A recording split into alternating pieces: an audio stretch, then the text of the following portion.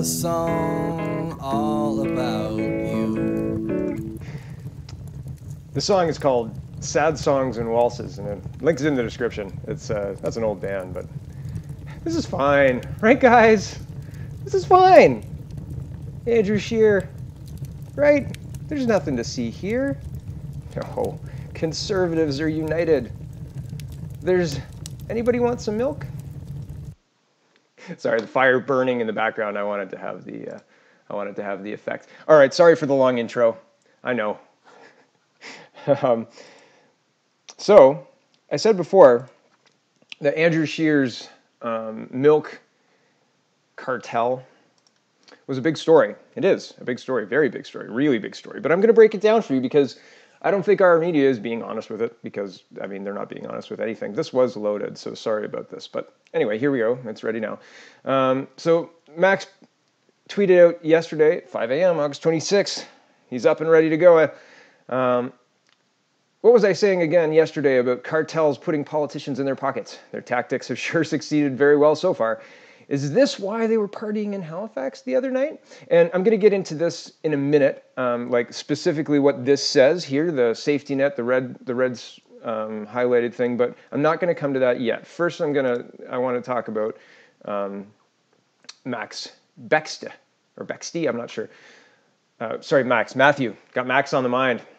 Matthew Bexte. Quote, I spent thousands of dollars to get to CPC 18, and it turns out there was a coordinated effort between Big Dairy and Andrew Scheer to betray members and our right to be heard. The outcome was predetermined. Our voices don't matter.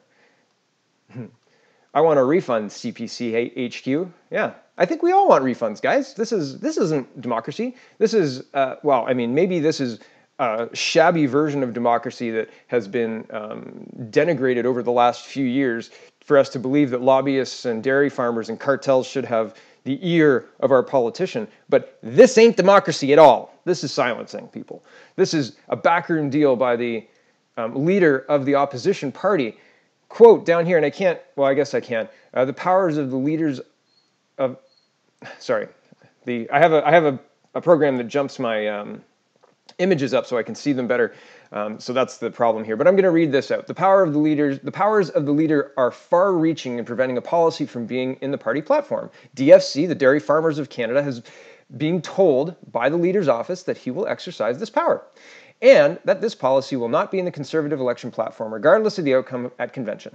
Although not ideal, this does represent a safety net should other tactics fail. And other tactics, you know what, I'm not even going to get into it because you guys, I want you to read as well. There will be links in the description. But there was 3 different plans prior to the convention for preventing supply management being voted on, despite people like our man Matthew here spending thousands of dollars to get there specifically to vote on that topic. Okay, so the milk cartel is running things.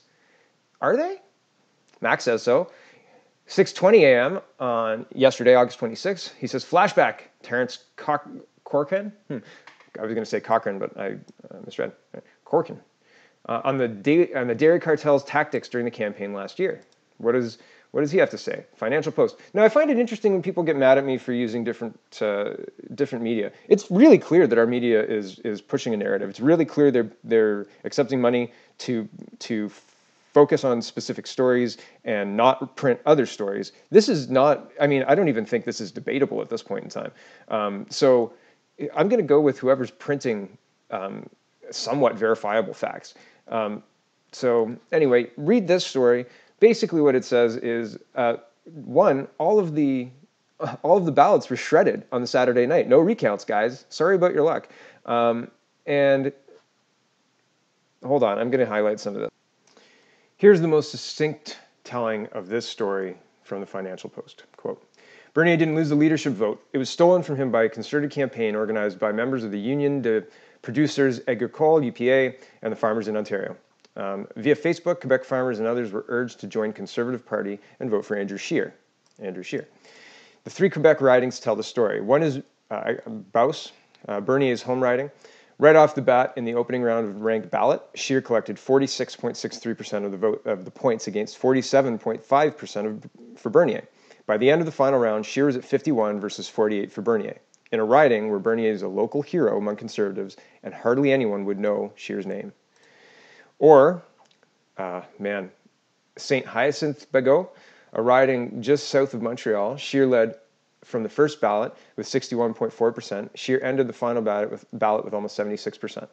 Is it a coincidence that St. Hyacinthe, Quebec, is a home to a branch of the Institut de Technologie Agricolaire, a provincial agri-food training center where professors and students would be heavily behind supply management? Also in the riding is an agriculture Canadian research center where supply management is embedded policy. In another farm riding, Leval-Lobetière, Scheer took 47% on the first ballot against 32% for Bernier. Scheer moved up to 54% in the final ballot. Again, in places, and this is the point, this is the nail that kind of drove it home for me. I was like, so what does it matter? In places where nobody knew his name, Andrew Scheer won the ballot contest. Okay, that matters. In primaries, nobody pays attention to this stuff. Nobody cares. You, dear viewer, and me are the only ones who really care about this stuff. And if you look at the numbers, they're not that big. I think more people are caring, and it's getting momentum. But in a primary contest, people are like in a primary contest, most of the time, people are well-informed voters. They know who they like. And name recognition does mean a lot, especially in places like Quebec. I know that Scheer was the Speaker of the House for Mr. Harper. I know that he's fluent in Quebec, but he's not from Quebec. He's from out west. So him winning those 3 ridings defies usual Canadian politics. Think about it. Quebec has a full federal party. Quebec votes for Quebec.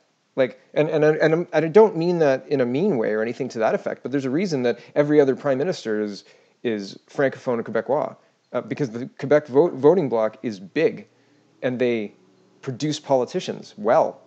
So they vote for their guys, their home team guys. This stinks. I'll show you more.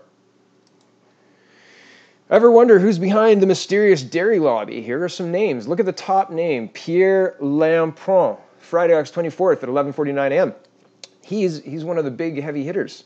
He's one of the guys, right? He's one of the leaders of the Dairy Farmers of Canada. There he is. There he is. I think Scheer's grabbing his bum, maybe. Maybe he's just touching his lower back.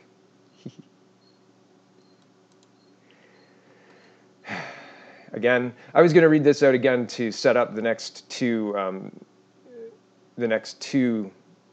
tabs I'm going to show you. But this says very clearly, DFC has been told by the leader's office that he will exercise this power, and the policy will not be in the Conservative election platform, regardless of the outcome of the convention. Okay, that says really clearly. So here's Brock Harrison. I think we can find his name in here. I could be wrong. Brock Harrison, you're not in there. Anyway, Brock Harrison tweeted out, some important clarification here from the DFC, the Dairy Farmers, on their CPC 18 briefing notice. Mr. Leclerc, it has come to my attention that erroneous information was circulated in one of our briefing documents. This information suggests that following a communication with the OLO, that's the official leader of the opposition, OLO, and regardless of that vote, a draft policy on supply management would not make it to the party's platform. I've spoken with our staff, and this information is inaccurate. Please accept my apologies for any confusion this may cause. Thanks, man. That really helps, hey? It's great to know that that's fake. I wonder who wrote it. It looks really real.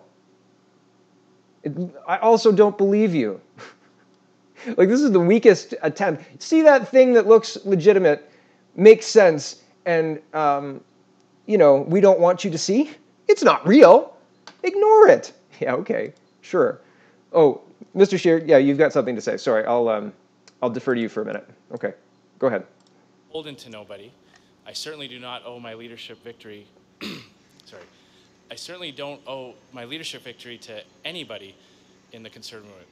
Sorry, I'm just gonna.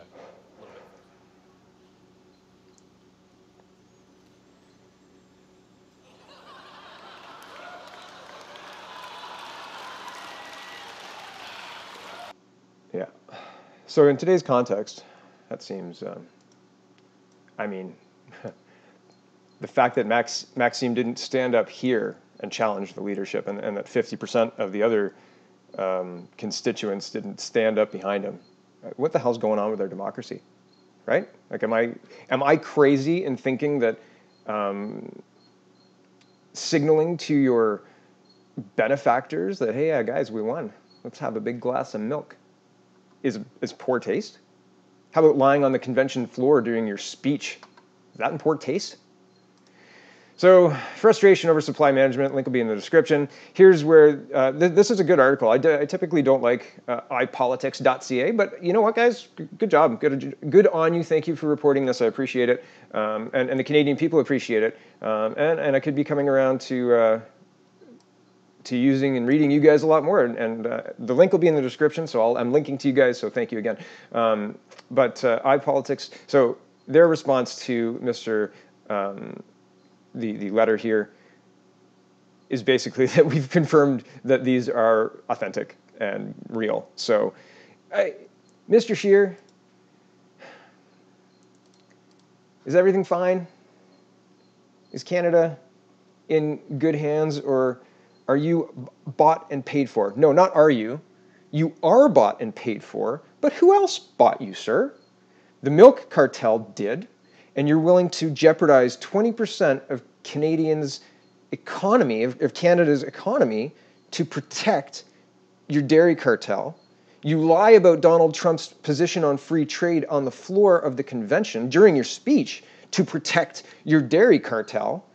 That's not helping Canadians, sir. Are you going to step down? Are you going to even acknowledge this controversy exists? Or are we just going to sit in this burning building having a big, delicious glass of Canadian milk?